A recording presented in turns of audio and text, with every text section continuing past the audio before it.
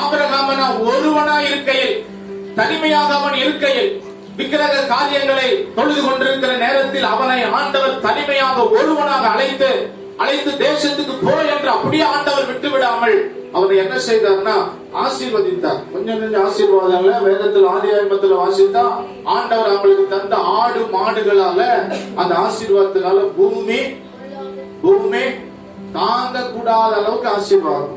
சொல்லுங்க, இந்த ஆசீர்வாதம் யாருக்கெல்லாம் வேணும்? வேணுமா? வேணும் அப்படின்னு சொல்லுங்க. இந்த ஆடு மாடுனால பூமி தாங்க கூடாத அளவுக்கு அவ்வளவு பலுகுகிற நிலைமையில ஆசீர்வதித்தார் ஆண்டவர். ஆசீர்வதித்தது மாத்திரமல்ல, ஏசாயா 51:2 சொல்லுது, அவனை என்ன செய்தான்னா பெருக பண்ணினேன்னு ஆண்டவர் சொல்றார். அப்ப அழைத்த ஆண்டவர் அழைத்ததோடு நம்மளை விட்டு விடாம, அவர் பிள்ளையான அழைச்சிட்டார் அப்படியே இல்லாம ஆசீர்வாதத்துக்கு நேரா மாத்திரம் அல்ல, ஆசீர்வாதங்களை பெருக பண்ணினேன் அப்படின்னு ஆண்டவர் சொல்லுகிறத பாக்குறோம். இது ஆண்டவர் நிறைவேற்றுவதற்கு நம்ம எல்லாமே ஒரு பெரிய சாட்சி. அப்படித்தானுங்களா? நம்ம எல்லாரும் யாருடைய சந்ததி?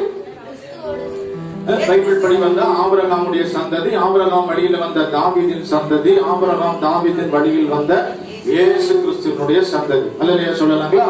அப்ப ஆண்டவர் அழைத்தவர் பெருக பண்ணினார். ஆபிரகாமுக்கு ஏற்கனவே சொன்னார், திரளாய் நான் உன்னை பெருக பண்ணுவேன்.